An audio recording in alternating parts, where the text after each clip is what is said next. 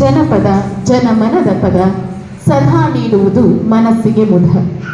ಪಿತೃದೇವೋಭವ ಎಂಬಂತೆ ತಮ್ಮ ತಂದೆಯವರಾದ ಜಿ.ಬಿ. ಕಾಡೆಯವರ ಕುರಿತು ಅವರ ಜೀವನವೇ ಜಾನಪದಕ್ಕಾಗಿ ಮುಡಿಪಾಗಿತ್ತು ಎಂದು ಅವರ ಜೀವನ ಸಾಧನೆಯ ಕುರಿತು ಪ್ರಾಸ್ತಾವಿಕ ನುಡಿಗಳನ್ನಾಡಿದ ಡಾಕ್ಟರ್ ಪ್ರಕಾಶ್ ದ ಖಾಡೆ, ಸದಸ್ಯರು, ಜಿಲ್ಲಾ ಕನ್ನಡ ಜಾಗೃತ ಸಮಿತಿ, ಕರ್ನಾಟಕ ಸರ್ಕಾರ, ಇವರಿಗೆ ಧನ್ಯವಾದಗಳು.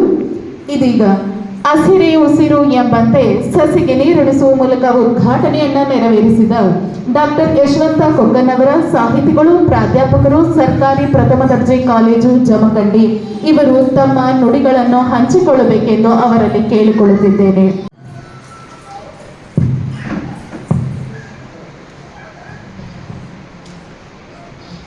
ಎಲ್ಲರಿಗೂ ನಮಸ್ಕಾರ.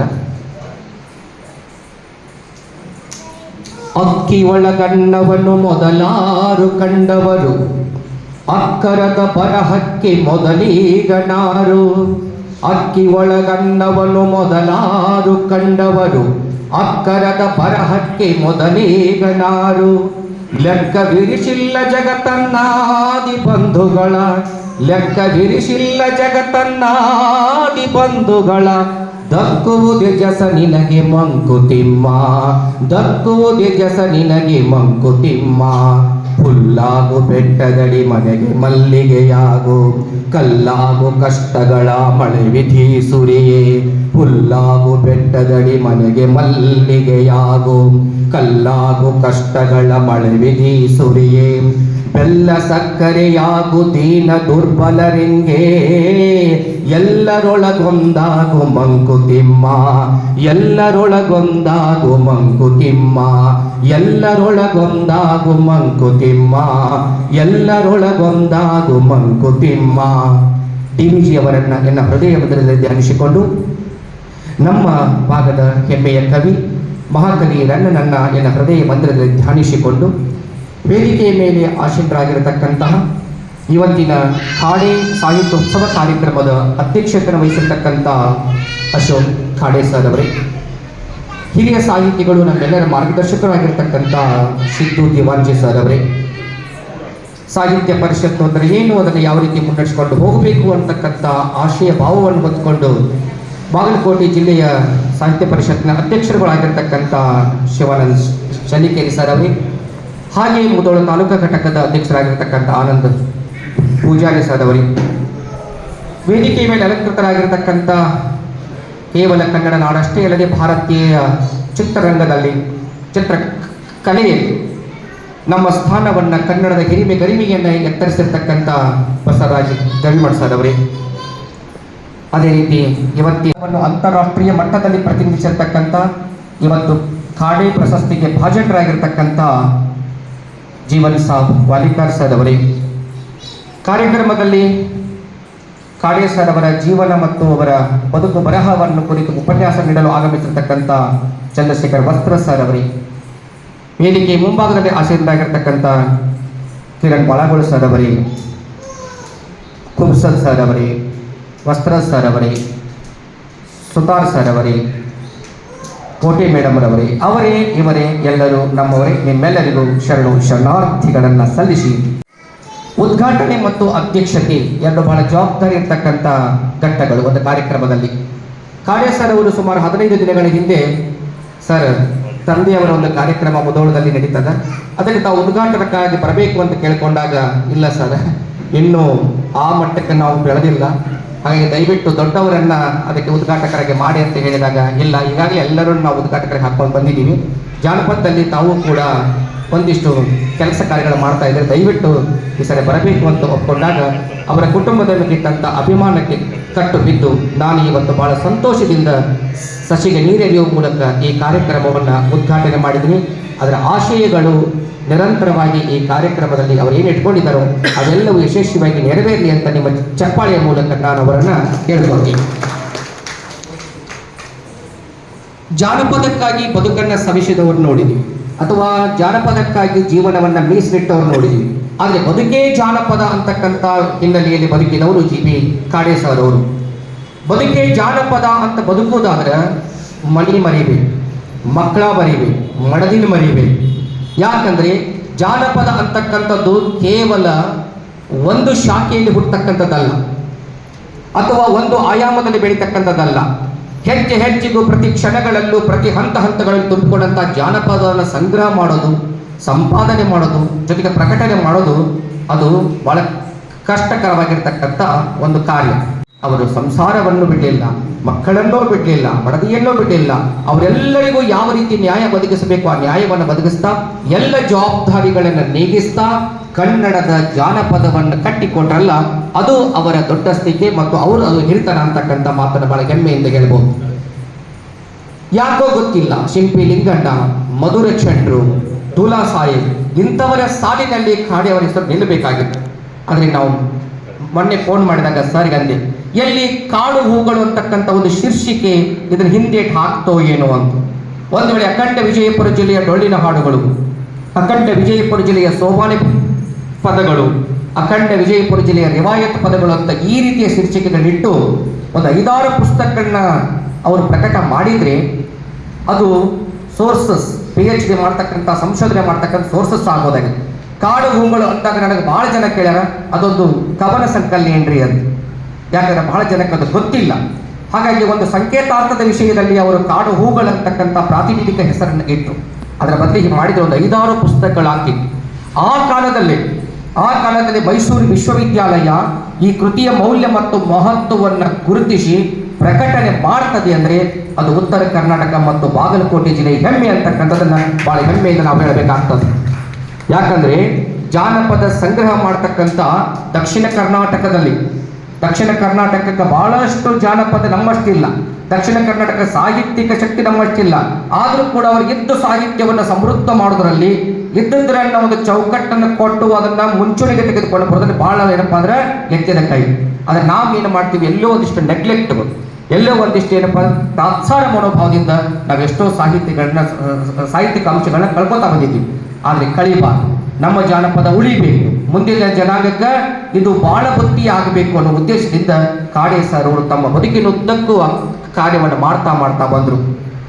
ಒಂದಲ್ಲ ಎರಡಲ್ಲ ಹಲವಾರು ರೀತಿಯ ಜಾನಪದ ಪ್ರಕಾರಗಳನ್ನ ಅವರಿಗೆ ನಾಡಿಗೆ ಕೊಡುಗೆಯಾಗಿ ನೀಡಿದರು. ಆ ಪ್ರಕಾರಗಳಲ್ಲಿ ಆಗಲೇ ಹೇಳಿದಾಗ ಬೀಸುವ ಹಾಡುಗಳು, ಆ ಪುಸ್ತಕದಲ್ಲಿ ಕಾಡು ಹೂಗಳಲ್ಲಿ ಆರಂಭದಲ್ಲಿ ಬೀಸುವ ಹಾಡುಗಳ ಬಗ್ಗೆ ಕೊಡ್ತಾರೆ.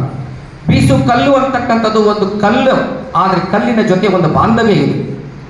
ಆ ಮುಂಜಾನೆ ಎದ್ದು ಹೆಣ್ಮಗಳು ಕಲ್ಲನ್ನು ಹಿಡಿದು ಮುಖ ಹಾಕ್ತಾ ಬೀಸಕ ಕೂತ್ಕೊಂಡ್ರೆ ಬೆಳಗಾಗಿ ನಾನೆದ್ದು ಯಾರ್ಯಾರ ನೆನೆಯಲ್ಲಿ ಎಳ್ಳು ಜೀರಿಗೆ ಬೆಳೆಯೋಳ ಭೂಮ್ತ ಎದ್ದೊಂದು ಗಳಿಗೆ ನೆನದೇನಂತ ಹೇಳಿ ಕಲ್ಲು ಹಿಡಿತಿದ್ಲು, ಹಾಡುಗಳನ್ನ ಆರಂಭಿಸ್ತಿದ್ಲು. ಎಷ್ಟು ಚೆನ್ನಾಗಿತ್ತು ಆ ಹಾಡುಗಳು ಅಂತಂದ್ರೆ, ಆ ಕಲ್ಲ ಈ ಕಲ್ಲ ಚಂದನ ಇಳಕಲ್ಲ, ಮುಂದಿನ ಕಲ್ಲ ಮುದುಗಲ್ಲ, ಇವ ಯಾವೂರ ಮುತ್ತುಗಾರ,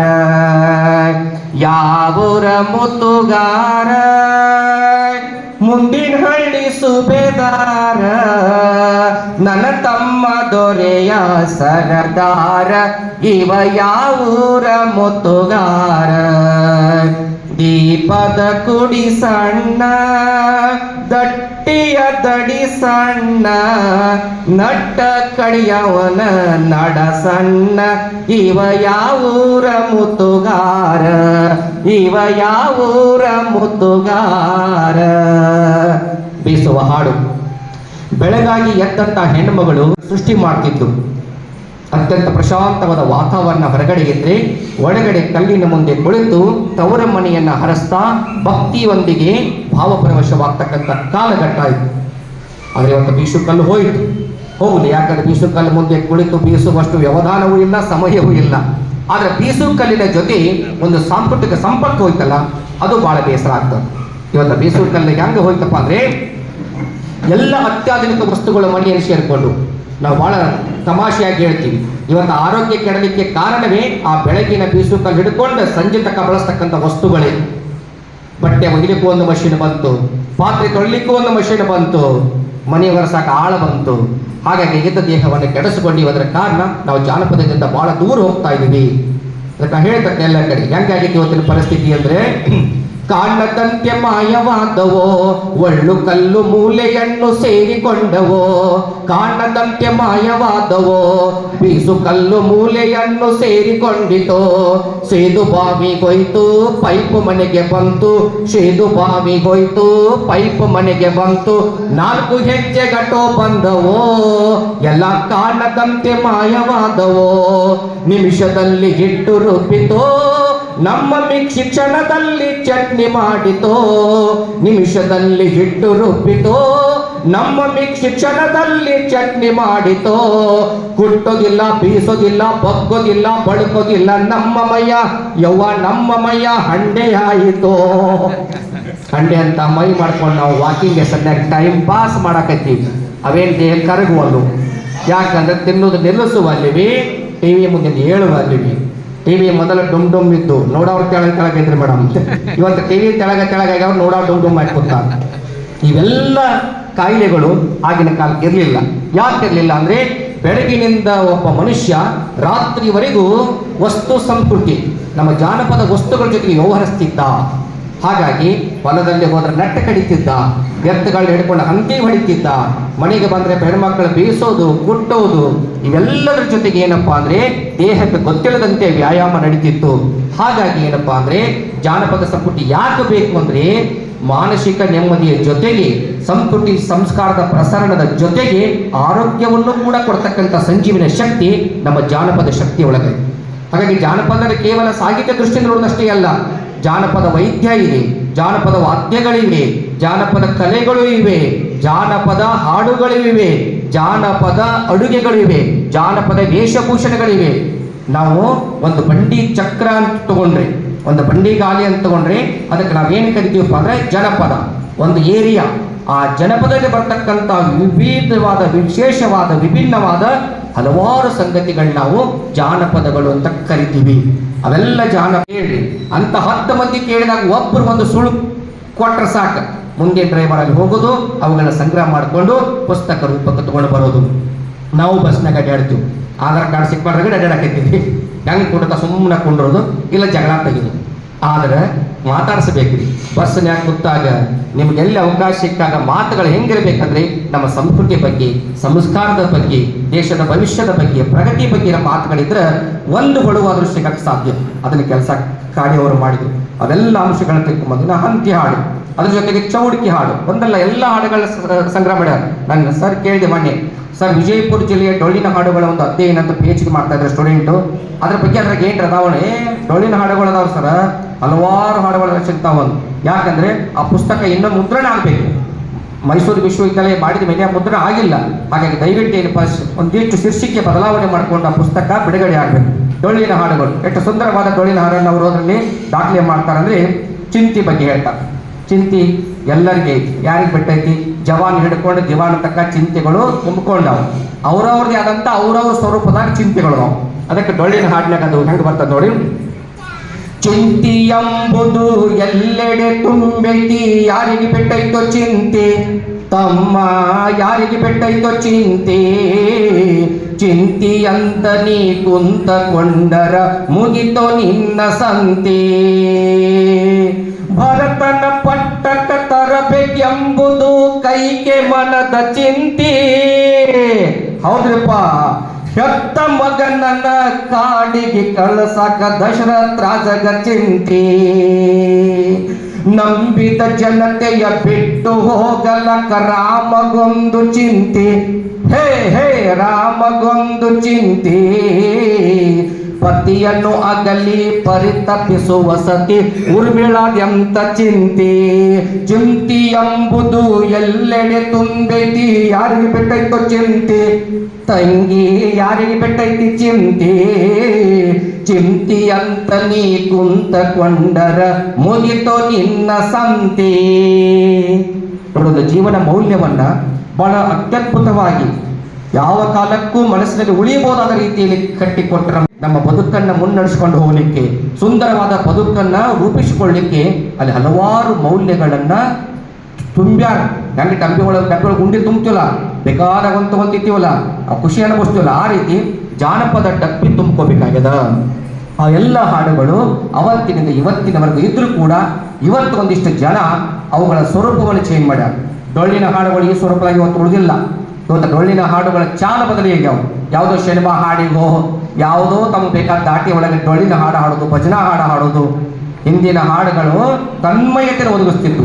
ಆದರೆ ಇವತ್ತೇನಾಗೈತಪ್ಪ ಅಂದ್ರೆ ವ್ಯಾವಹಾರಿಕವಾಗಿ ಜಾನಪದವನ್ನು ಮಾಡ್ಕೊಳ್ಳಿಲ್ಲ. ಆದರೆ ಇವತ್ತು ಆ ಜಾನಪದವನ್ನು ಇಟ್ಟುಕೊಂಡೇ ಬಂಡವಾಳ ಮಾಡಿಕೊಂಡು ಎಷ್ಟೋ ಜನ ಬದುಕುವ ನಿಟ್ಟಿನಲ್ಲಿ ತಮಗೆ ಲಾಭ ಆದರೆ ಸಾಕು, ಜಾನಪದಕ್ಕೆ ಹಾನಿ ಆದರೂ ಪರವಾಗಿಲ್ಲ ಅನ್ನೋ ಲೆಕ್ಕದಲ್ಲಿ ಬದುಕುವುದಕ್ಕಾಗಿ ಇವತ್ತು ಎಷ್ಟೋ ಟ್ರ್ಯಾಕ್ಟರ್ ಹಾಡುಗಳು ಟ್ರ್ಯಾಕ್ ತಪ್ಪಿಸುವಂಥ ಹಾಡುಗಳಾಗ್ಯಾವ. ಇವತ್ತು ಎಷ್ಟೋ ನಮ್ಮ ಮಕ್ಕಳು ಅವನೇ ಜಾನಪದ ತಂದುಕೊಳ್ಳಾಕತ್ಯಾರ. ಅದಕ್ಕೆ ಅವ್ರಿಗೆಲ್ಲ ಮೂಲ ಜಾನಪದವನ್ನು ನಾವು ತಿಳಿಸಿ ಹೇಳಬೇಕಾದಂಥ ಕಾಲದ ಜರೂರು ಮತ್ತು ಅನಿವಾರ್ಯತೆ ಇದೆ ಅಂತಕ್ಕಂಥದ್ದು. ಇನ್ನು ಚೌಡಿಕೆ ಒಂದು ಹಾಡು ಹೇಳಿ 2 ಗದ್ಯ ಪ್ರಕಾರವನ್ನು ಹೇಳಿಕೊಂಡು ಕಾಡೆ ಕುಟುಂಬದ ಬಗ್ಗೆ ಒಂದು 2 ಅಭಿಮಾನದ ಮಾತುಗಳನ್ನ ಈ ಸಂದರ್ಭದಲ್ಲಿ ಹೇಳಬೇಕಾಗ್ತದೆ. ಚೌಡಿಕೆ ಹಾಡು ತಮಗೆಲ್ಲ ಗೊತ್ತಿದೆ. ಎಲ್ಲವನ್ನ ಆರಾಧನೆ ಮಾಡ್ತಕ್ಕಂಥ ಭಕ್ತಾದಿಗಳು ಹಾಡ್ತಕ್ಕಂಥ ಹಾಡುಗಳು. ಈ ಹಾಡುಗಳಿಗೆ ರಾಮಾಯಣ ಇದೆ, ಇದರಲ್ಲಿ ಮಹಾಭಾರತ ಇದೆ, ದೇವಿ ಪುರಾಣ ಇದೆ.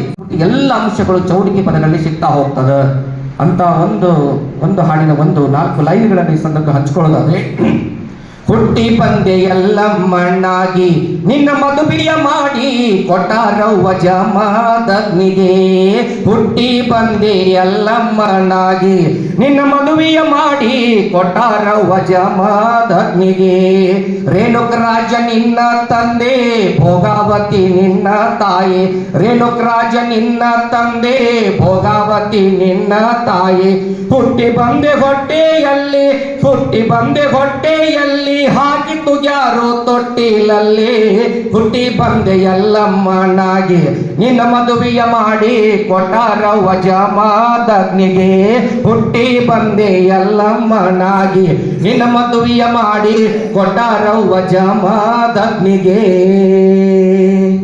ಚೌಡಿಕಿ ಆ ಒಂದು ಕೈಲಿರ್ತಕ್ಕಂಥ ವಾದ್ಯ, ಆ ವಾದ್ಯ ಜೊತೆಗೆ ಹಾಡತಕ್ಕಂಥ 4-5 ಜನ ಹೆಣ್ಣು ಮಕ್ಕಳ ಆ ರಾಗ ಸಂಯೋಜನೆ ಎಂಥವರನ್ನು ಮಂತ್ರಮುಗ್ಧ ಮಾಡ್ತಕ್ಕಂಥ ಹಾಡುಗಳು. ಇವೆಲ್ಲದ ಸಂಗ್ರಹದ ಒಂದು ಸ್ವರೂಪವೇ ಕಾಡು ಹೂಗಳು. ದಯವಿಟ್ಟು ಆ ಪುಸ್ತಕ ಪ್ರಿಂಟ್ ಆಗಬೇಕು, ನಮ್ಮ ಮನೆಯ ಬಳಗಿರಬೇಕು. ಅದಕ್ಕೆ ನನಗೆ ಅನಿಸ್ತದ, ಗರತಿಯ ಹಾಡುಗಳು ಅಂತಕ್ಕಂಥ ಒಂದು ಪುಸ್ತಕ ಯಾವ ಮೌಲ್ಯವನ್ನು ಪಡ್ಕೊತು, ಯಾವ ಖ್ಯಾತಿಯನ್ನು ಪಡ್ಕೊತು, ಅದೇ ಒಂದು ಸ್ವರೂಪದ ಖ್ಯಾತಿಯನ್ನು ಈ ಪುಸ್ತಕ ಪಡ್ಕೊಳ್ಳೋಕ್ಕೂ ಕೂಡ ಸಾಧ್ಯ ಅದ. ಅದು ಮರುಮುದ್ರಣವಾಗಬೇಕು. ಅದಕ್ಕೆ ನನಗೆ ಅನಿಸ್ತದ, ಈ ಒಂದು ಪುಸ್ತಕ ಹೆಚ್ಚು ಕಡಿಮೆ ಜಾನಪದ ಭಗವದ್ಗೀತೆ ಅಂದರೂ ಕೂಡ ಯಾವುದೇ 2 ಮಾತುಗಳೇ ಅತಿಶಯೋಕ್ತಿ ಇಲ್ಲ ಅಂತಕ್ಕಂಥದ್ದು. ಅದ್ಭುತವಾದ ಎಲ್ಲ ಸಂಕಲನಗಳು ಅದರಲ್ಲಿ ಸಿಗ್ತಾ ಹೋಗ್ತದೆ. ಇನ್ನು ಗದ್ಯ ಪ್ರಕಾರಗಳು ಕೂಡ ಅದರಲ್ಲಿ ಬರ್ತಾವ. ಒಗಟುಗಳು ಮುಂದೆ ಸರ್ ಅವರು ಮತ್ತೇನಪ್ಪ ಒಗಟುಗಳು, ಕೃಷ್ಣಾ ತೀರದ ಒಡಪುಗಳು ಅಂತ ಕಾಡೆ ಸರ್ ಅವರನ್ನು ಮುಂದುವರಿಸಿದ್ರು. ನೋಡಿ, ತಂದೆ ತಾಯಿಗಳಿಂದ ಭಾಳ ಕಡೆ ರೋಗ ಬರ್ತಾವ. ಅಪ್ಪಗೆ ಬಿ ಪಿ ಇತ್ತನ್ರಿ, ಅದಕ್ಕೆ ಬಂದೈತೆ ನೋಡಿ ಬಿ ಪಿ. ಅವ್ರ ಶುಗರ್ ಇತ್ತನ್ರಿ, ಅದಕ್ಕೆ ಶುಗರ್. ಆದ್ರೆ ಕಾಡೆ ಕುಟುಂಬಕ್ಕೆ ಯೋಗ ಬಂದೈತಿ. ಅವರ ಅಪ್ಪ ಅಮ್ಮನಿಂದ ಬಂದದ್ದು ಯೋಗ. ಹೆಚ್ಚು ಕಡಿಮೆ 3 ಮಂದಿ ಅವರು ಸಾಹಿತ್ಯಿಕ ಶಕ್ತಿಯನ್ನು ಪಡ್ಕೊಂಡಾರ. ತಂದೆ ತಾಯಿಗಳಿಂದ ಸಿಕ್ಕಿದ್ದು ಶಾರದಾಂಬೆಯ ಸಾಹಿತ್ಯಿಕ ಸಂಪತ್ತು ಅವರಿಗೆ ಸಿಕ್ಕಾದ್ರೆ ಅದಕ್ಕೊಂದು ಚಪ್ಪಾಳೆ ತಾವೆಲ್ಲರೂ ಕೊಡ್ಬೇಕು. ಯಾಕಂದ್ರೆ ಎಷ್ಟೋ ಜನ ನೋಡಿ ನಾವು ಡಾಕ್ಟರ್, ಇಂಜಿನಿಯರ್ ಮಕ್ಕಳು ಇಂಜಿನಿಯರು ಆಗೋದೇನು ದೊಡ್ಡದಲ್ಲ. ಅದರ ಸಾಹಿತ್ಯ ಮಕ್ಕಳ ಸಾಹಿತ್ಯಗಳು ಆಗೋದಿದೆಯಲ್ಲ, ಅದು ಅಸಂಭವ. ಯಾಕಂದ್ರೆ ಅದು ಎಲ್ಲರಿಗೂ ಸಿಗೋದಿಲ್ಲ. ಅಂತ ಒಂದು ಸಾಹಿತ್ಯಿಕ ಸಂಪತ್ತನ್ನು ಅವರು ಮುನ್ನಡೆಸ್ಕೊಂಡು ಹೋಗ್ತಾ ಇದ್ರೆ. ಕೃಷ್ಣಾ ತೀರದ ಒಡಪುಗಳು, ಜ್ಯೋತಿ ಹೊಸೂರವರು ಇದಕ್ಕೆ ನಮ್ಮ ಭಾಗದಲ್ಲಿ ಮೊಟ್ಟ ಮೊದಲ ಅಸ್ಥಿವಾರ ಹಾಕಿದವರು. ಗಂಡ ಹೆಂಡತಿಯ ಹೆಸರುಗಳನ್ನು ಹೇಳುವಂಥ ಸಾಂದರ್ಭಿಕ ಒಂದು ಸನ್ನಿವೇಶಗಳು ಹೇಳ್ತಕ್ಕಂಥ ಈ ಒಂದು ಒಡಪುಗಳನ್ನು ಭಾಗದ ಜ್ಯೋತಿ ಹೊಸೂರವರು ಮಾಡಿದರು. ಹೆಸರು ಹೇಳ್ತೀನಿ, ಒಡಪ ಕಟ್ಟಿ ಪುಸ್ತಕದ ಹೆಸರು. ಬಹಳ ಚಿಕ್ಕ ಪುಸ್ತಕ, ಅದರ ಮುಂದುವರಿಸಿದವರು ಕಾಡೆ ಕುಟುಂಬದವರು. ಬಹಳ ಚಂದ ಇರ್ತವ್ರು ಅವರು.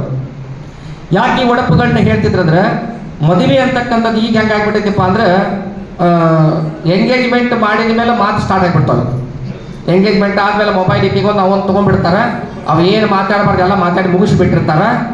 6 ತಿಂಗಳ ತಕ್ಕ ನೀ ಎಲ್ಲೋ ನಾ ಅಲ್ಲೇ, 6 ತಿಂಗಳು ಆಗ್ಬೇಕು ನೀ ಅಲ್ಲೇ ನಾ ಇಲ್ಲೇ. ಯಾಕೆ ಏನ್ರಿ ಮಾತಾಡಲ್ಲ ತಾವು ಹೋಗ್ತಾನೆ, ಎಲ್ಲ ಮುಗ್ದಾವಲ್ಲ ಅಂತ ಹಾಕ್ಯತಾಳ. ಮತ್ತು ಅನ್ನೋದು ಮುಗ್ದಾವ ಇನ್ನೇನು ತಡಿ ಅಂತ ಬಿಡತ್ತಾನ ಪರಿಸ್ಥಿತಿ. ಇವತ್ತು ಅವಾಗ ಹಂಗಿರಲಿಲ್ಲ. ಹಿರಿಯರಿಗೆ ಗೊತ್ತಾಯ್ತದಲ್ಲ, ಹಿಂದಿನ ಕಾಲದಲ್ಲಿ ಮದುವೆಯ ವೇದಿಕೆಯಲ್ಲಿಯೇ ಸತಿಪತಿಗಳು ಒಬ್ಬರಿಗೊಬ್ಬರು ಮುಖ ನೋಡಬೇಕಾಗಿತ್ತು. ಅವು ಮದುವೆ ವೇದಿಕೆ ಬರುತ್ತಕ್ಕ ಹುಡುಕಿ ಆಡ್ತಿದ್ದಕ್ಕೆ ಯಾವ ಇರ್ಬೋದ ನಡ್ಗಂಡು ನೀವು ಇರ್ಬೋದ ಎಲ್ಲಿ ಮ್ಯಾಲ ಬಂದಿರ್ತಾಗ, ಅಯ್ಯೋ ಇವದಾನ ಡಾಂಬರ ಡೆಬ್ಬಿ ಅವ ಅಲ್ಲಿಗೆ ಗೊತ್ತಾಗೋದು, ಅಂತಕ್ಕೆ ಗೊತ್ತಾಗಿರ್ತಿಲ್ಲ. ಅಲ್ಲಿ ಬಂದ ಮೇಲೆ ಇನ್ನು ಡೈರೆಕ್ಟ್ ಹೆಸರು ಹೇಳಕ್ಕೆ ಸ್ವಲ್ಪ ನಾಚಿಕೆ ಬರ್ತಿತ್ತು. ಈಗ ನನ್ನ ಮಾತುಕತೆಗಳಾಗಿರ್ತಿರ್ಲಿಲ್ಲ. ಹಾಗಾಗಿ ಈ ಡೈರೆಕ್ಟ್ ಹೆಸರು ಹೇಳಿದಾಗ ಮುಜುಗರ ಆಗಬಾರ್ದು ಅನ್ನೋ ಕಾರಣಕ್ಕೆ ನಮ್ಮ ಹಳ್ಳಿಯ ಹಿರಿಯರು ಡೈರೆಕ್ಟ್ ಬೇಡವ, ಅದಕ್ಕಿಂತ ಮೊದಲು ಒಂದು 4 ಸಾಲ ಏನ್ರಿ ಹೇಳಿ ಹೆಸರು ಹೇಳಂತ ಹೇಳ್ತಾರೆ. ಯಾವುದೊಂದು ಸಿನಿಮಾದಾಗ ಐತೆ ನೋಡಿ, ಇಲ್ಲ ಇಲ್ಲ ಆಗೋದಿಲ್ಲ, ಹಳ್ಳಿ ಹುಡುಗಿ ಗಂಡನ ಹೆಸರು ಹೇಳೋದಿಲ್ಲ, ಸಲಿಗೆ ಚಂದ ಅಲ್ಲ ಅಂದ್ರೆ ಚಂದ ತಗೊಂಡಾರ. ಹಂಗೆ ಡೈರೆಕ್ಟ್ ಹೇಳ್ಬಾರ್ದು. ಅವಾಗ ಆ ನಾಚಿಕೆಯನ್ನು ಹೋಗಲಾಡಿಸೋದಕ್ಕೋಸ್ಕರ ಬಳಸ್ತಕ್ಕಂಥ ಒಂದಿಷ್ಟು ಒಡಪುಗಳು ಹೆಂಗಿತ್ತು. ಕಟಕ ರೊಟ್ಟಿ ತಟಕೆ ಎಣ್ಣೆ, ಕಟಕ ರೊಟ್ಟಿ ತಟಕೆ ಎಣ್ಣೆ ಕಟ್ಕೊಂಡು ಹೋಗೋದ್ರೆ ಸಟ್ಕೊಂಡು ಹೋಗ್ತಾರೆ ಬಸ್ಸು ಮಾಮಾರಿ. ಬಸ್ಸು ಮಾಮನ ಹೆಸರು ಹೇಳಿದ್ದೀನಿ. ಉಳ್ಳಾಗಡ್ಡಿಗೆ ಪದರ್ ಬಾಳ್ರಿ ಉಪ್ಪಿಟ್ಟು ಉದರ್ ಬಾಳ, ಉಳ್ಳಾಗಡ್ಡಿಗೆ ಪದರ್ ಬಾಳ್ರಿ ಉಪ್ಪಿಟ್ಟು ಉದರ್ ಬಾಳ, ನನ್ನ ಮೇಲೆ ನಮ್ಮ ಬಸ್ಸು ಮಾಮ ನೆದರ್ ಬಾಳ್ರಿ. ಹೀಗೆ ಆಗಿನ ಕಾಲದಾಗ ಯಾವ ಸೌಂಡ್ ಸಿಸ್ಟಮ್ಗಳೆಲ್ಲ ಇರಲಿಲ್ಲ. ಏನಿದ್ರು ಮಾತಿನ್ಯಾಗನ ಮ್ಯಾಜಿಕ್ ಮಾಡಬೇಕಾಗಿತ್ತು, ಮಾತಿನೊಳಗೆ ಮದುವೆಯನ್ನು ರಂಗ ಮಾಡಬೇಕಾಗಿತ್ತು. ಆ ರಂಗ ಮಾಡುವಂಥ ಸಾಧ್ಯತೆ ಎದುರಾಗಿತ್ತಪ್ಪ ಅಂದರೆ ಒಡಪುಗಳಿಗೆ. ಹಂಗ ಅವರು ಹೇಳ್ತಾರೆ, ಗಂಡ್ಮಕ್ಳು ಒಡಪಿದ್ದು ಹತ್ತಲ್ಲೇ ಬಡಿದ್ರೆ ಮಕ್ಕಂದಾಗ ಬರ್ತಾವ ಮಾನಿಂಗ್ ನೋವು, ಹಂಗ ಬಾಂಡ್ರ ವಾಲಿತ್ತು ನನಗೆ.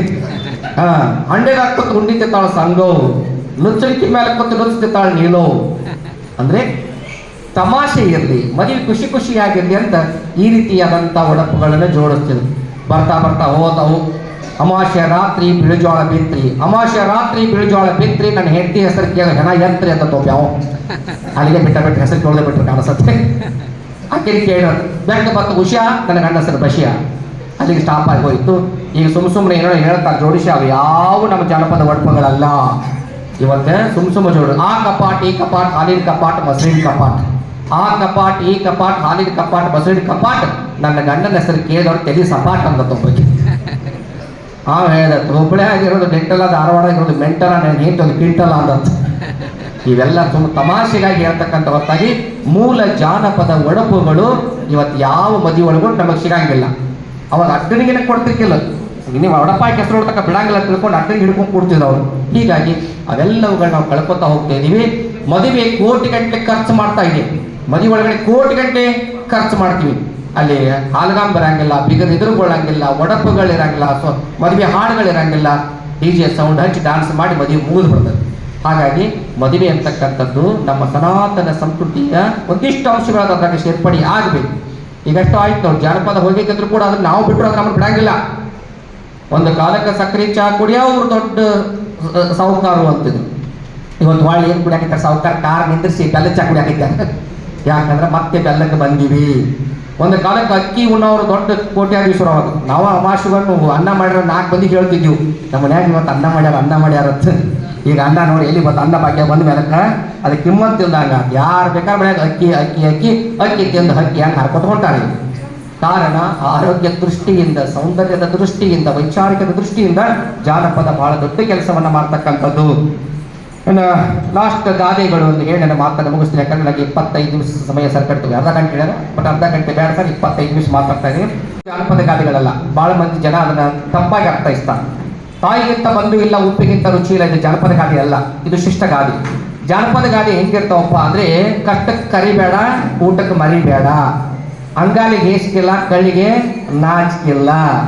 ಇಂಥ ನಮ್ಮ ಜಾನಪದೀಯ ಶಬ್ದ ಸಂಪತ್ತನ್ನು ಒಳಗೊಂಡಿರ್ತಕ್ಕಂಥ ಮತ್ತು ಕೇಳಿದ ತಕ್ಷಣವೇ ಚೋಳಿನಾಗ ಕುಟುಕುವಂಥ ಅರ್ಥವನ್ನು ಹೊಂದಿರತಕ್ಕಂಥ ಅಂಶಗಳನ್ನು ಒಳಗೊಂಡಿರ್ತಕ್ಕಂಥ ಗಾದೆಗಳು ಜಾನಪದ ಗಾದೆಗಳು ಅಂತ ಕರಿತೀವಿ. ನಮ್ಮ ಜನ ಇವನ್ನ ರಾಜಾರೋಷವಾಗಿ ಅಥವಾ ಒಂದಾದ್ಮೇಲೆ ಒಂದು ಬಳಸ್ತಾ ಇದ್ರು ಹಿಂದಿನ ಕಾಲದಲ್ಲಿ. ಇವತ್ತು ಎಷ್ಟೋ ಜನದ ಮಾತುಗಳು ಸ್ವಾರಸ್ಯ ಕಳ್ಕೊಂಡಾವೆ. ಯಾಕಂದ್ರೆ ಬಳಸುವ ಆಡ್ತಕ್ಕಂಥ ಮಾತಿನಾಗ ಪಡೆ ನುಡಿಗಳಿಲ್ಲ, ನುಡಿಗಟ್ಟುಗಳಿಲ್ಲ, ಗಾದೆಗಳಿಲ್ಲ. ಬರೀ ಈಗ ಬಂದ್ರ ಬನ್ನಿ, ಕುಳಿತುಕೊಳ್ಳಿ, ಚಾ ಕುಡಿರಿ, ಹೋಗಿರಿ, ಹೋಗ್ರಿ, ಈ ಲೆವೆಲ್ ಆಗಿ ಭಾಷೆ ಸಪ್ಪಗಾಗೈತಿ. ಬೈಗಳುಗಳು ಇಲ್ಲ. ನಿಮ್ಗೆ ಗೊತ್ತಿರಲಿ, ಬೈಗಳುಗಳು ಕೂಡ ಜಾನಪದದ ಮೂಲ ಬೇರುಗಳೇ. ಬೈಗಳುಗಳು ಕೂಡ ಬೇಕು, ಅದರ ಸಂದರ್ಭ ಯಾವ ಸನ್ನಿವೇಶ ಬಹಳ ಮುಖ್ಯ ಆಗೈತೆ, ಯಾವಾಗ ಬೇಕಬೇಕು ಅನ್ನೋದು. ಬಳ್ಳಾರಿ ಜಿಲ್ಲೆಯ ಬೈಗಳುಗಳು ಅಂತ ಒಂದು PhD ಆಗೈತಿ. PhD ಬಳ್ಳಾರಿ ಜಿಲ್ಲೆಯ ಬೈಗಳುಗಳು ಅಂತ. ಹಾಗಾಗಿ ಇವೆಲ್ಲವುಗಳು ನಾವು ಕಳ್ಕೊತಾ ಬರೋದ್ರಿಂದ ಅದರಿಂದ ಏನು ಕಳ್ಕೊಳಕತ್ತೀವಿ ಒಂದು ನಮ್ಗೆ ಅರಿವಿಲ್ಲ. ಆದ್ರೆ ಎಷ್ಟೋ ಸಾರಿ ಅದು ಹೊಡಿತೈತಿ ನಮ್ಗೆ. ಎಷ್ಟೋ ಸಲ ಆರಂಭದಲ್ಲಿ ಏನಿಲ್ಲ, ಎಳ್ಳು ಜೀರಿಗೆ ಬೆಳೆಯೋಣ, ಕಬ್ಬು ಅರಿಶಿನ ಬೆಳೆಯೋಣ ಅಂದಿಲ್ಲ ನಾವು, ಎಳ್ಳು ಜೀರಿಗೆ ಬೆಳೆಯೋಣ. ಯಾಕೆ ಇವೇ 2 ಪದಾರ್ಥಗಳನ್ನು ತಗೊಂಡ್ರಂದ್ರೆ, ಎಳ್ಳು ಹೊರಗಿನ ದೇಹ ಕಾಂತಿಯನ್ನು ಹೆಚ್ಚು ಮಾಡ್ತಾ ಇತ್ತು, ಎಳ್ಳು ಹಂಚ್ಕೊಂಡು ಎಳ್ಕೊಂಡ್ರೆ ಜಳಕ ಮಾಡಿದ್ರೆ. ಜೀರಿಗೆ ಒಳಗಿನ ಆರೋಗ್ಯವನ್ನು ವೃದ್ಧಿಸ್ತೈತಿ. ಹಾಗಾಗಿ ಎಳ್ಳು ಜೀರಿಗೆ ಬೆಳೆಯೋಣ. ಹೀಗೆ ಹೆಕ್ತಾ ಹೋದ್ರೆ ಹಲವಾರು ಅಂಶಗಳು ಸಿಗ್ತೈತಿ. ಚಿಕ್ಕ ಮಕ್ಕಳು ಹಾಡ್ರಿ, ನೀವು ದೊಡ್ಡ ಬಿಡಿ, ಚಿಕ್ಕ ಮಕ್ಕಳು ಹಾಡು, ಕಣ್ಣ ಮುಚ್ಚೆ ಕಾಡೆ ಗೂಡೆ, ನೋಡು, ಮುದ್ದಿನ ಊಟ ಉರುಳೆ ಹೋಯ್ತು, ನಮ್ಮ ಹಕ್ಕಿ ಬಿಟ್ಟೆ ಬಿಟ್ಟೆ, ನಿಮ್ಮ ಹಕ್ಕಿ ಮುಚ್ಚಿಕೊಳ್ಳಿ. ಇವೆಲ್ಲ ನೋಡ್ಲಿಕ್ಕೆ ಮಕ್ಕಳ ಜಾನಪದ ಶಿಶು ಗೀತೆಗಳನ್ನು ಹೇಳ್ಬಿಡ್ಬೋದು. ಆದ್ರೆ ಆಳಕ್ಕೆ ಇಳಿದ್ರೆ, ಅದರ ಮೂಲಕ್ಕೆ ಹೋದ್ರೆ ಅಗಾಧವಾದ ಅರ್ಥ ಛಾಯೆಗಳು ನಮಗೆ ತೆರೆದುಕೊಳ್ತಾವ. ಕಣ್ಣ ಮುಚ್ಚೆ ಕಾಡೆ ಗೂಡೆ, ಕಾಮ ಕೊಡ್ಬೇಕಲ್ಲಿ. ಕಣ್ಣ ಮುಚ್ಚೆ ಕಾಡೇ ಗೂಡು, ಇದೊಂದು ಗೂಡು. ಇದು ಯಾವತ್ತು ನಾವು ಕಣ್ಣು ಮುಚ್ತೀವಿ ಇದನ್ನು ಗೂಡಿ ತಗೊಂಡು ಹೋಗ್ತಾರೆ. ಯಾವ ಗೂಡು? ಸುಡುಗಾಡು. ಈ ಗೂಡನ್ನು ಹೋದ ಕಾಡೇ ಗೂಡು. ಮುದ್ದಿನ ಮೂಟೆ ಉರುಳೆ ಹೋಯ್ತು. ಇದು ಎಷ್ಟು ಚಂದ ಶೃಂಗಾರ ಮಾಡೀವಿ ನೋಡಿ, ಮ್ಯಾಲೊಂದು ಜಾಕೆಟ್ ಹಾಕೊಂಡನಿ, ಒಳಗೊಂದು ಶರ್ಟ್, ಎಲ್ಲ ಚಂದ ಇರ್ತಕ್ಕಂಥ ದೇಹ ಇದು ಮಣ್ಣನ್ನು ಸೇರಬೇಕು, ಕೊಳಿಬೇಕು, ಇಲ್ಲ ಸುಡಬೇಕು. ಹಾಗಾಗಿ ಇದನ್ನು ಮೂಟೆ ಏನೇನು ಮಾಡ್ತಾರಪ್ಪ ಅಂದ್ರೆ ಉಳಿಸ್ಬಿಡ್ತಾರೆ. ಮುದ್ದಿನ ಮೂಟೆ ಉರುಳೇ ಹೋಯ್ತು. ದೇವ್ರಿಗೆ ಹೇಳ್ತಾರ, ನಮ್ಮ ಹಕ್ಕಿ ಬಿಟ್ಟೆ ಬಿಟ್ಟೆ, ನಮ್ದು ಕಳಿಸಿ ನೋಡಪ್ಪ, ತಗೋ, ಚಲೋ ಆಗಿ ಮಾಡಿದ್ದ ಆ ಕಡೆ ಒಯ್, ಯಾಕಡೆ ಸ್ವರ್ಗಕ್ಕೆ, ಕೆಟ್ಟ ಮಾಡಿದ್ದ ನರಕಕ್ಕೆ ಹಾಕಪ್ಪ. ನಮ್ಮ ಹಕ್ಕಿ ಬಿಟ್ಟೆ ಬಿಟ್ಟೆ, ನಿಮ್ಮ ಹಕ್ಕಿ ಮುಚ್ಚಿಕೊಳ್ಳಿ, ನೀವು ತಗೊಂಡು ಎಲ್ಲಿ ಹಾಕಿದ್ರಿ ಮುಂದೆ ಹುಟ್ಟಿಸ್ತಿರೋ ಅಲ್ಲೇ ಬಿಡ್ತು, ನಿಮಗೆ ಬಿಟ್ಟಿದ್ದು. ಹೀಗೆ ಆನೆ ಬಂತು, ಆನೆ ಯಾವ ಊರಾನಿ, ಬಿಜಾಪುರದ ಆನೆ, ಮೇಲ್ನೋಟಕ್ಕೆ ಅದು ಒಂದು ಮಕ್ಕಳ ಹಾಡು. ಅದರೊಳಗಡೆ ತಾಳಿಕೋಟಿ ಕಾಳಗದ ನಂತರ ನಡೆದಂತ ಅವನತಿಯನ್ನು ಹೇಳ್ತದ. ಬಿಜಾಪುರದ ಆನೆಗಳು ಹಂಪಿಗೂ ಅದು. ಆನೆ ಬಂತು, ಆನೆ ಯಾವ ಊರ ಆನೆ, ಬಿಜಾಪುರದ ಆನೆ, ಇಲ್ಲಿಗೆ ಯಾಕೆ ಬಂತು, ಹಂಪಿಗೆ ಯಾಕೆ ಬಂತು, ಹಾಗೆ ತಪ್ಪಿ ಬಂತು. ಒಂದು ವೇಳೆ ಪ್ರೌಢದೇವರಾಯ ಕೃಷ್ಣದೇವರಾಯ ಇದ್ದಾಗ ಬರೋ ತಾಕತ್ ತಂದಿದ್ರೆ ಹಂಪಿಗೆ ಸಾಧ್ಯ ಇಲ್ಲ. ಈಗ ಬಂತು, ಯಾಕೆ ಅಡಿಯ ರಾಮರಾಯ ಅದನು, ದುರ್ಬಲ ರಾಜ ಅದನು, ಆನೆ ತಪ್ಪಿ ಬಂತು. ಮತ್ತು ರಕ್ತಗಳನ್ನು ಆನೆಗಳ ಮೇಲೆ ತಗೊಂಡು ಹೋಗುವ ಹೊತ್ನ್ಯಾಗ ಹಾದಿಗೊಂದು ದುಡ್ಡು, ಬೀದಿಗೊಂದು ದುಡ್ಡು, ರೊಕ್ಕ ಬೆಳಕೈತು. ಬಟ್ ನಮ್ಮ ಜನ ಎತ್ತು ನೋಡಾಕತ್ರು, ನೋಡಿದಷ್ಟಾಗ ಬಿದ್ದು ರೊಕ್ಕ ತಗೊಂಡ್ರು. ಅದ ದುಡ್ಡು ಕೊಟ್ಟು ಶೇರು ಕೊಬ್ಬರಿ ತಂದ್ರತ್. ತಂದೇನಪ್ಪ ಕೊಬ್ಬರಿ ತಂದು ಹುಡುಗರ ಕೈ ಲಟ ಲಟ ಮುಗಿದು ಕೊಟ್ರು. ಅಂದ್ರೆ ಒಂದು ಸನಾತನ ಸಂಸ್ಕೃತಿಯನ್ನು ಸಾರ್ತಕ್ಕಂಥ ಸುವರ್ಣ ಯುಗವನ್ನು ಸಾಧಿಸಿರ್ತಕ್ಕಂಥ ಹಿಂದೂ ಸಾಮ್ರಾಜ್ಯ ನಮ್ಮ ಕಣ್ಣೆದುರೇ ನಾಶವಾಗುತ್ತಿದ್ರು ನಿಂತ್ಕೊಂಡು ನೋಡುವಂಥ ಜನರ ಮನೋಸ್ಥಿತಿಯನ್ನು ಈ ಹಾಡ ಪ್ರತಿನಿಧಿಸ್ತದೆ. ಹೀಗೆ ಸಂಶೋಧನಾತ್ಮಕ ದೃಷ್ಟಿಯಿಂದ ನೋಡ್ತಾ ಹೋದಾಗ ಹಲವಾರು ಅಂಶಗಳು ನಮ್ಮ ಜಾನಪದದವ. ಈ ಎಲ್ಲ ಜಾನಪದ ಗೀತೆಗಳನ್ನ ಸಂಗ್ರಹ ಮಾಡ್ಯಾರ ಅಂತ ತಿಳ್ಕೊಂಡ ಇವತ್ತು ನಾವು ಹಿಂಗೆ ಮಾತಾಡ್ತೀವಿ. ಒಂದು ವೇಳೆ ಹಲಸಂಗಿ ಮೊದಲು ಚಂಡ್ರು, ಶಿಲ್ಪಿ ಲಿಂಗಣ್ಣವರು, ಕಾಡೇ ಸರ್ ಅವರು ಇವೆಲ್ಲ ಸಂಗ್ರಹ ಮಾಡಿ ಹಿಡ್ದೇ ಹೋದ್ರೆ ಒಂದು ಅಮೂಲ್ಯವಾದ ಸಂಪತ್ತನ್ನು ನಾವು ಕಳ್ಕೊಂಡಾಗ ಹಾಕಿದ್ವಿ. ಆದರೆ ಇವೆಲ್ಲವುಗಳನ್ನು ಓದಬೇಕು, ಅಧ್ಯಯನ ಮಾಡಬೇಕು. ಅವೆಲ್ಲ ಕೆಲಸಗಳನ್ನ ಅವರು ಕಾಡೇ ಸರ್ ಅವರು ಕುಟುಂಬದವ್ರು ಮಾಡ್ತಾ ಇದ್ದಾರೆ. ಎಲ್ಲಿವರೆಗೆ ಕಾಡೇ ಸರ್ ಅವರು ನಿರಂತರ ಪರಿಶ್ರಮ ರೀ. ಅಯ್ಯಪ್ಪ ಯಾವಾಗ ನಿದ್ದೆ ಮಾಡ್ತಾರೋ, ಯಾವಾಗಲೇ ಬರೀತಾರೋ ನಮಗಂತೂ ಗೊತ್ತಿಲ್ಲ. ಒಂದು ಹಬ್ಬ ಹುನಿ ಬಂದು ನಮಗೆ ಸ್ಟೇಟಸ್ ಬರ್ತಾವೆ. ಶಿವರಾತ್ರಿ ಪತ್ರ ಒಂದು ಶಿವನ ಫೋಟೋ ಕಳಿಸೋದು ಗುಡ್ ಮಾರ್ನಿಂಗ್ ಅಂತ ಬರ್ತಾವೆ. ಆದರೆ ಅವ್ರು ಹಾಕಿರ್ತಾರೆ ಒಂದು ಲೇಖ ಹಾಕಿರ್ತಾರೆ. ಶಿವರಾತ್ರಿ ಹಿನ್ನೆಲೆ ಏನು, ಯಾವ ಉದ್ದೇಶಕ್ಕೆ ಶಿವರಾತ್ರಿಯನ್ನು ಮಾಡ್ತಾರೆ. ಹೋಳಿ ಹುನಿ ಬಂದ ತಕ್ಷಣ ಹೋಳಿ ಹುನಿ ಬಣ್ಣ ಆಡಿದೊಂದು ಫೋಟೋ ಬರ್ತಾವೆ. ಆದರೆ ಅವ್ರದ್ದು ಹೋಳಿ ಹುನಿಯ ಉದ್ದೇಶ, ಹೋಳಿಯ ಮಹತ್ವ ಅದೆಲ್ಲವನ್ನು ಸಾರ್ತಕ್ಕಂಥ. ಹಾಗಾಗಿ ನನಗನಿಸ್ತದೆ ಎಷ್ಟೋ ಸಾರಿ ಅವತ್ತು ಕಾಡು ಹೂಗಳು ಅವರ ತಂದೆ ಪುಸ್ತಕ, ಅವತ್ತು ಕಾಡು ಹೂಗಳು ಅವರ ಅಪ್ಪರ ಪುಸ್ತಕ ಜಾನಪದವನ್ನ ಎತ್ತಿ ಹಿಡಿದ್ರೆ ಇವತ್ತು ಅವರು ರಚನೆ ಮಾಡಿರ್ತಕ್ಕಂಥ ಗ್ರಾಮ್ಯ ಪುಸ್ತಕ ಈ ಜಾನಪದವನ್ನು ಮುಂದುವರಿಸುವಂತ ಶಕ್ತಿ ಹೊಂದಿದೆ ಅಂತಕ್ಕಂಥ. ದಯವಿಟ್ಟು ಗ್ರಾಮ್ಯ ಪುಸ್ತಕ ಓದಬೇಕು. ಸುಮಾರು ಒಂದು 300 ಪುಟಗಳಿರ್ತಕ್ಕಂಥ ಪುಸ್ತಕ. ನಮ್ಮ ಎಲ್ಲ ಹಬ್ಬ ಹುಣ್ಣಿಮೆಗಳು, ನಮ್ಮ ಎಲ್ಲ ಆಚಾರ ವಿಚಾರಗಳು, ನಮ್ಮ ಎಲ್ಲ ಮಣ್ಣಿನ ಮಹತ್ವ, ಇದೆಲ್ಲದರ ಬಗ್ಗೆ ಅವರು ಲೇಖನ ಮಾಡ್ಯಾರ. ಎಷ್ಟೋ ಅಂಶಗಳು ಗೊತ್ತಿರಲಿಲ್ಲ ನನಗೆ. ಚೌಡಿಕೆ ಪದಗಳ ಸಾಂಸ್ಕೃತಿಕ ಅಧ್ಯಯನ ಅಂತ ಮಾಡಿಸ್ತಾ ಇದ್ರಿ. 2 ಜಾನಪದ ವಿಷಯ, 6 ಮಂದಿ ಒಳಗೆ 7 ಜಾನಪದಕ್ಕೆ ಒತ್ತು ಕೊಟ್ಟು ಆ ಜಾನಪದವನ್ನು ಉಳಿಸುವಂತ ಪ್ರಯತ್ನ ಮಾಡಕತ್ತೀನಿ. ದಯವಿಟ್ಟು ತಾವುಗಳು ಕೂಡ ಎಲ್ಲೆಲ್ಲಿ ಸಾಧ್ಯವೋ ಅಲ್ಲಲ್ಲಿ ಜಾನಪದವನ್ನು ಉಳಿಸುವಂತ ಬೆಳೆಸುವಂತ ಅದನ್ನು ಮಾಡೋಣ. ಜಾನಪದಕ್ಕೆ ಎಂದೂ ಸಾವಿಲ್ಲ, ರೂಪಾಂತರಿಯಾಗಿ ಮತ್ತೆ ಬಂದೇ ಬರ್ತದೆ. ಆದರೆ ನಮ್ಮಿಂದ ಜಾನಪದಕ್ಕೆ ಅವಮಾನ ಆಗಬಾರ್ದು, ಅನ್ಯಾಯ ಆಗಬಾರ್ದು ಅಂತ ಹೇಳ್ತಾ ನನ್ನನ್ನ ಕರೆದು ಬಹಳ ಪ್ರೀತಿಯಿಂದ ಬರಮಾಡಿಕೊಂಡು ಇನ್ನು ನಾನು ಉದ್ಘಾಟಕರ ಲೆವೆಲ್ ಬೆಳಗ್ಗೆ ಹೋದ್ರು ಬಹಳ ಅಭಿಮಾನಿ ಇಟ್ಟು ಪ್ರೀತಿಯಿಂದ ಉದ್ಘಾಟನೆ ಕಾರ್ಯವನ್ನು ನೆರವೇರಿಸಿಕೊಟ್ಟದಕ್ಕೆ ಅವಕಾಶ ಮಾಡಿಕೊಟ್ಟಿದ್ದಾರೆ. ಹಾಗೆ ಕುಟುಂಬಕ್ಕೂ ನನ್ನ ಮಾತನ್ನು ಬಹಳ ಪ್ರೀತಿಯಿಂದ ಆಲಿಸತಕ್ಕಂಥ ಎಲ್ಲ ಸಾಹಿತ್ಯ ಆಸಕ್ತರಿಗೂ ಸಾಹಿತಿಗಳಿಗೂ ನಮಸ್ಕರಿಸುತ್ತಾ ನನ್ನ ಮಾತನ್ನು ಇಲ್ಲಿಗೆ ಮುಕ್ತಾಯಗೊಳಿಸ್ತೇನೆ. ಸರ್ವೇ ಜನ ಸುಖಿನೋ ಭವಂತು. ಎಲ್ಲರಿಗೂ ನಮಸ್ಕಾರ. ಶರಣು ಶರಣಾರ್ಥಿ. ನೈತಿಕ ಶಿಕ್ಷಣ ಅಂತರ್ಗತವಾದ ಬದುಕಿನ ಸಾರವೇ ಜಾನಪದ ಎಂಬಂತೆ ಒಡಪುಗಳು ಒಡಮೂಡಿ ಗರತಿಯ ಹಾಡು ಗರಿಗೆದರಿ ತಮ್ಮ ಸುಮಧುರ ಕಂಠದಿಂದ ಜಾನಪದ ಸಾಹಿತ್ಯದ ಸವಿಯನ್ನು ಉಣಬಡಿಸಿದ ಡಾಕ್ಟರ್ ಯಶವಂತ ಕೊಗ್ಗನವರ ಸಾಹಿತಿಗಳು, ಪ್ರಾಧ್ಯಾಪಕರು, ಸರ್ಕಾರಿ ಪ್ರಥಮ ದರ್ಜೆ ಕಾಲೇಜು ಜಮಖಂಡಿರವರಿಗೆ ಧನ್ಯವಾದಗಳು. ಇದೀಗ ಕಾರ್ಯಕ್ರಮದ ಜ್ಞಾನಪೂರ್ಣ ಘಟ್ಟ ಉಪನ್ಯಾಸ ಕಾರ್ಯಕ್ರಮವನ್ನು